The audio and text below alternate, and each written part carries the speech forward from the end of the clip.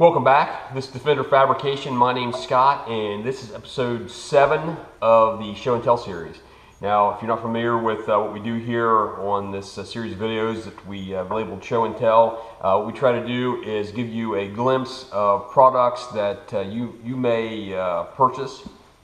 And today we've got a treat. What we've got here is a product that we're going to install on a customer's car here in the near future. We're going to do a series of videos on that called Old School Cool. So if you haven't seen that, hit subscribe, and that series of videos will be coming out pretty soon. So what we've got here is an overdrive unit from Gear Vendors. You may have seen one of these installed on Hot Rod Garage. Some of the Hot Rod guys, I think, on oddly enough, yellow Camaro, just like the Old School Cool Camaro, has a Gear Vendors overdrive. Now, this unit is specifically for a Turbo 400 install. There will be some differences between what you need. You can get these for multiple transmission configurations. So anyway, hey, let's just take a look and see what we get. I'm going to move the box here so that it's a little easier to get into, and we'll take a look at how well they package it and what it looks like. This is labeled 2-speed transmission, Gear Vendors 400 adapter. So this is probably the piece that bolts to the transmission to go between the existing Turbo 400 and the Gear Vendors unit.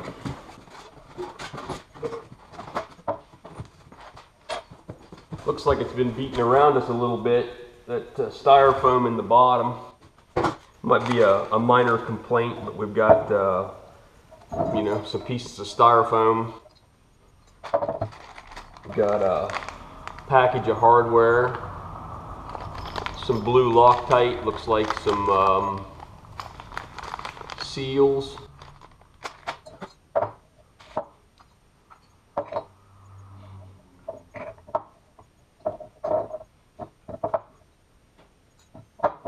Looks pretty good. It's obviously an aluminum casting. Everything looks fairly well machined. Now what this does, this will bolt to the existing transmission. I would say this end goes to the transmission. The input shaft, there is a coupling in here. And all that is like a splined bushing. No pass through. And this seals the transmission off from the Gear Vendors overdrive. So there's a seal on this side that keeps the transmission fluid separate from the Gear Vendors. It has its own fluid. So let's take a look and see what else. There was also an extension for the speedometer cable, which seems odd because it's got a square on both ends. I would thought one end of this would have been a socket.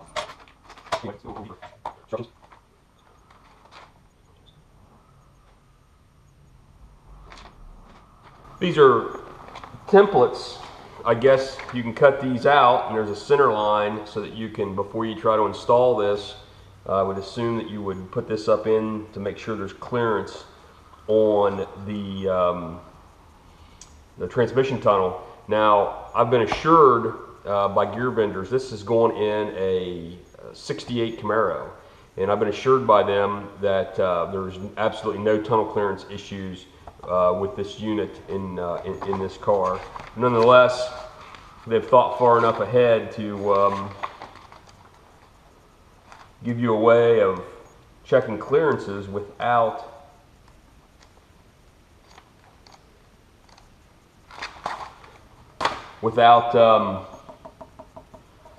hoisting the unit up in there.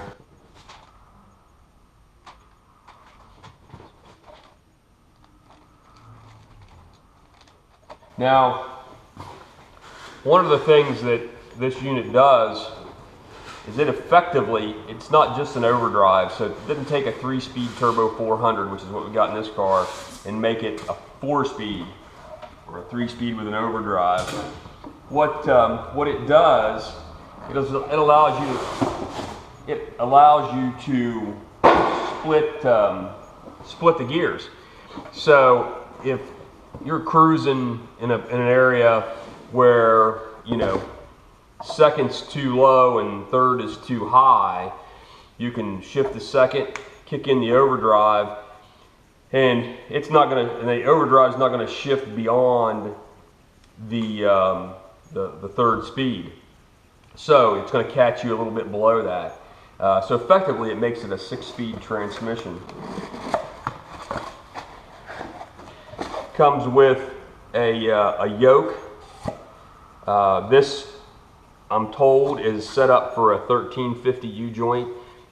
If you tune in to the series of videos that are coming up on the Old School Cool project, you'll see that we are going to do a drive shaft anyway. Part of what was going on with that project is that we wanted the whole thing checked out to make sure that it could handle a higher horsepower engine that is scheduled to go in the car, and it's got the smaller GMU joint in it, so we were going to upgrade that anyway. So as part of that, here's the yoke for the new drive shaft for the 1350 series joint. Now this is a cast unit, and it looks like it's got a little bit of a ding right there. So I don't know if Gear Vendors makes these. Shoot. Maybe it's the way it was clamped. There's another spot right there under my finger.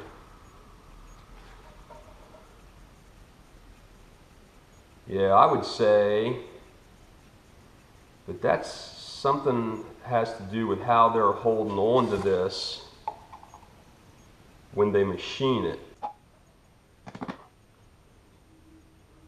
Now I'm a dealer for Strange Engineering as well, and this does not look as nice as their billet piece, but it's probably going to do the job in this application. The only bad part is that we'll probably have the drive shaft for this car made by Strange, which I'm in West Virginia. This car, or the Strange, is in Illinois. So when I measure for the drive shaft, if I use this yoke, I'll either have to send it to them to balance the shaft with this yoke, or it just won't get balanced with this yoke on it. Okay.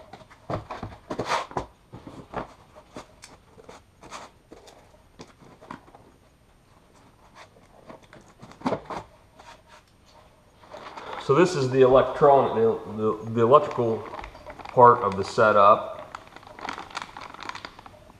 A couple LEDs or some type of light there. 2-position switch. Drive for the speedometer. There's your speedo adapter. Now,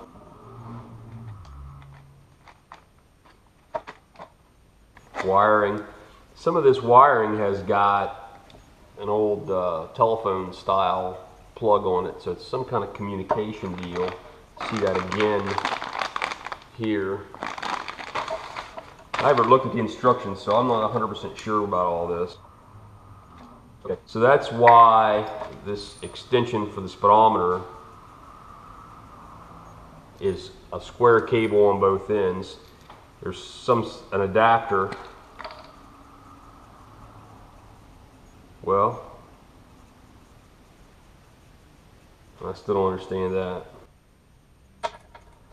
Anyway, I guess that'll all come clear when we do the install. And stay tuned for the install as well. There'll be a specific video for the Old School Cool project where we do the install. Now, this is something that I found interesting while doing a little bit of research on this for the customer, is the switch to, well, That's interesting. Maybe they include everything to do this in multiple ways. Because we've got a 2-position switch here in this bag. But we've also got a foot switch. You know, if you mess around with these old cars, this is like a headlight dimmer. And you know, maybe they've got this thing set up so that you can wire it multiple ways. So this may be extra. There may be redundant wiring here.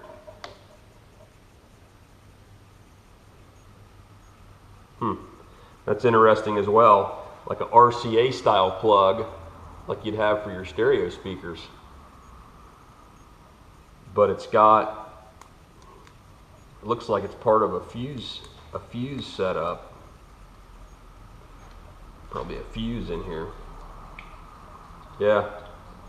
There's a 5-amp fuse in there.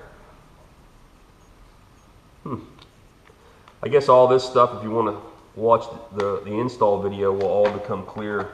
Some more communication cable with a phone style plug.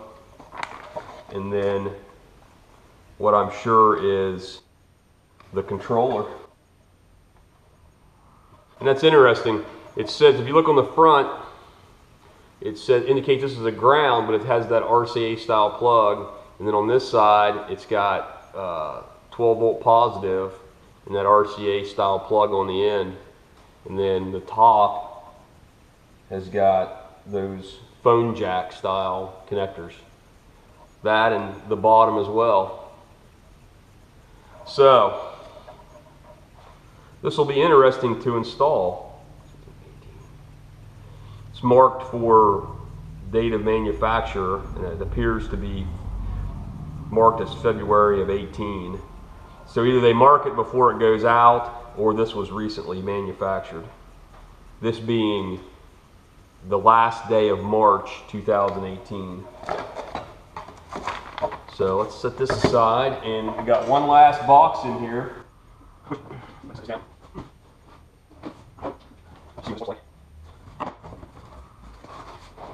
Now these are all made in the USA, so I'm told. Now I don't know whether that means, you know, a lot of people don't realize that there is an FTC regulation about what you can put made in the USA on.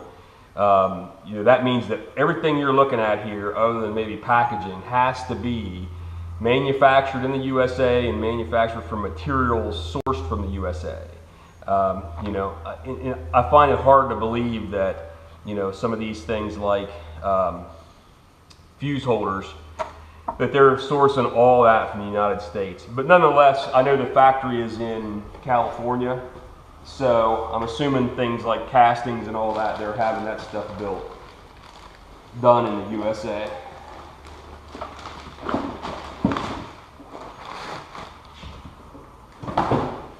Looks like it was packaged pretty well. They've got these thick foam pieces on the ends. Doesn't look like it's taken any kind of a beating.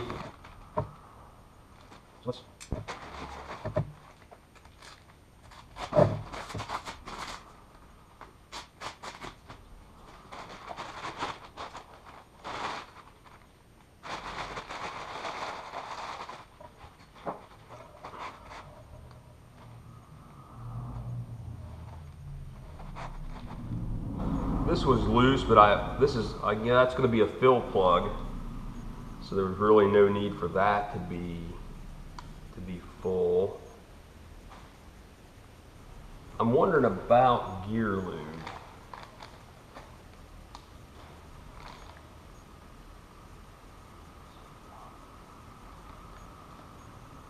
I don't know if these things would not think it would be full of fluid.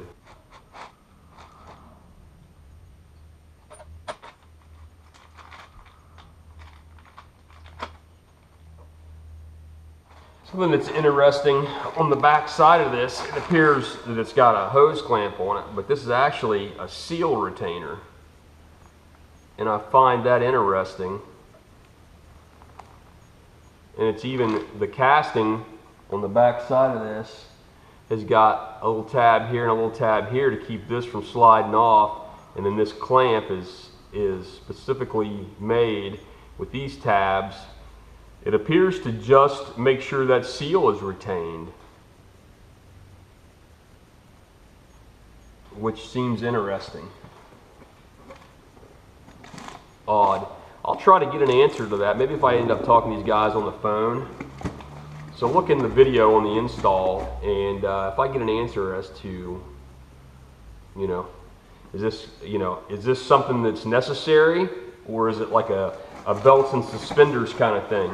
The thing is, I don't know.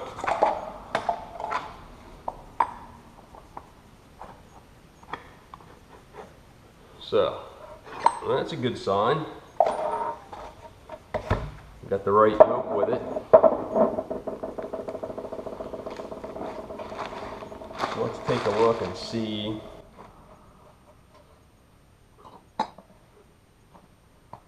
That's a very nice fit. Machined very well. Appears to be a vent. And it looks like it's controlled on this side, this solenoid. It would be nice to see a more positive attachment for these wires. I guess, what's the worst case? You don't get,